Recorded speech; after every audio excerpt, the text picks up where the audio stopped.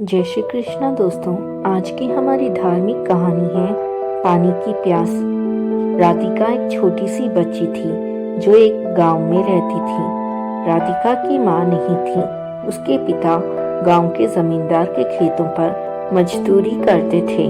राधिका के पिता श्यामलाल जी सुबह जल्दी उठकर खाना बनाते, फिर राधिका को तैयार कर स्कूल भेजते।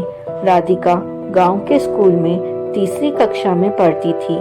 दोपहर को श्यामलाल जी खाना खाने घर आते। उसी समय वो राधिका को स्कूल से लाते और उसे भी खाना खिलाते। बाद में राधिका बच्चों के साथ खेलने में लग जाती और श्यामलाल जी वापस अपने काम पर चले जाते थे। इसी तरह दिन बीतते रहे। एक दिन बहुत गर्मी पड़ रही थी। श्यामलाल जी घर आए तो देखा घर में एक बूंद भी पानी नहीं है। राधिका भी स्कूल से आकर पानी मांग रही थी। इस पर श्यामलाल जी ने कहा, बेटी मैं अभी पानी भर कर लाता हूँ। वे मटका लेकर पानी लेने कुएं की ओर चल देते हैं, लेकिन तेज गर्मी से उन्हें चक्कर आ जाते हैं और वे वहीं कुएं के पास गिर जाते हैं। गांव के कुछ लोग उन्हें उठाकर घर ले आते हैं। श्यामलाल जी के सिर से खून निकल रहा था, जिसे देखकर राधिका बहुत डर जाती है और रोने लगती है। श्यामलाल जी बेहोश थे। गांव के वैद्य जी को बुलाया जाता है। वे कहते हैं बहुत गर्मी के कारण ये बहुत कमजोर हो गए हैं। वैद्य जी उनके सिर पर पट्टी बांध देते हैं। वे बताते हैं कि रात तक उन्हें होश आ जाएगा। ये कहकर वे चले जाते हैं। गांव वाले भी उनके साथ वापस अपने घर चले जाते हैं। राधिका अपने पिता की ऐसी हालत देखकर डर जाती है। उसे बहुत तेज प्यास भी लग रही थी, लेकिन अब उसे पानी पिलाने वाला कोई नहीं था। रोने के कारण उसे अधिक प्यास लगने लगती है। राधिका बाहर से पानी लाने की सोचती है। वो घर से बाहर निकलती है तो देखती है रात हो चुकी है। चारों ओर अंधेरा ही अंधेरा है। वो डर के मारे वापस घर में आ जाती है, लेकिन प्यास से उसका बुरा हाल था।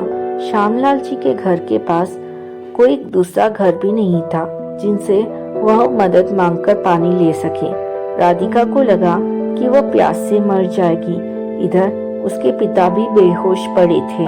वो नन्ही सी बच्ची भगवान की तस्वीर के आगे बैठकर प्रार्थना करने लगती है, भगवान जी मेरे पिता को जल्दी से ठीक कर दीजिए, जिससे वो मेरे लिए पानी लाकर दे सके। धीरे धीरे समय बीत रहा था। अब प्यास के मारे राधिका बेहोश होने लगती है। वह धीरे धीरे भगवान को पुकार रही थी, भगवान जी पानी भिजवा दो, नहीं तो मैं मर जाऊंगी। राधिका लेटे लेटे ऐसे ही बड़बड़ा रही थी। उसकी आंखें बंद होती जा रही थी। आज उसे अपनी माँ की बहुत याद आ रही थी। वो सोचने लगती है, काश माँ होती तो मुझे पानी पिलाती, खाना देती। अब तो ना खाना मिलेगा और ना पानी।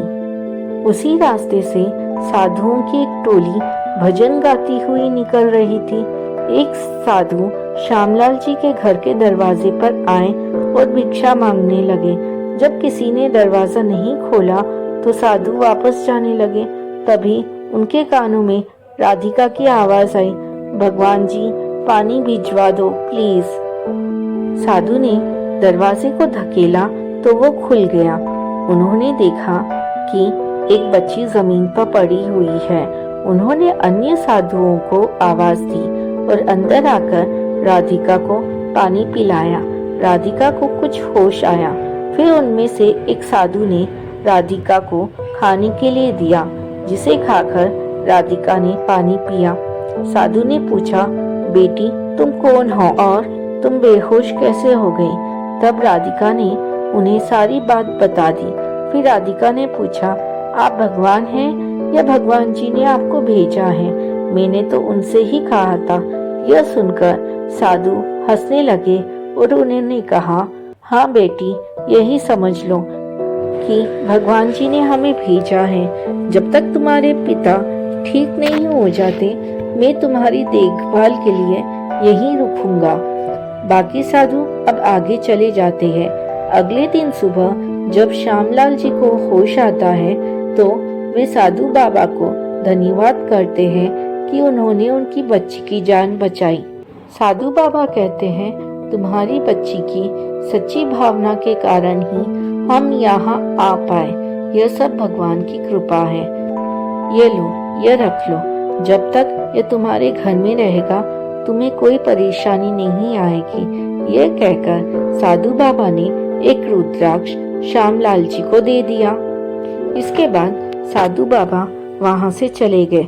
श्यामलाल जी ने राधिका को गले से लगा लिया और कहा, बेटा, तेरी प्रार्थना ने भगवान सुन ली। अगर तुझे कुछ हो जाता तो मैं कभी अब। श्यामलाल जी ने साधु से मिला रुद्राक्ष पूजा के मंदिर में रख लिया।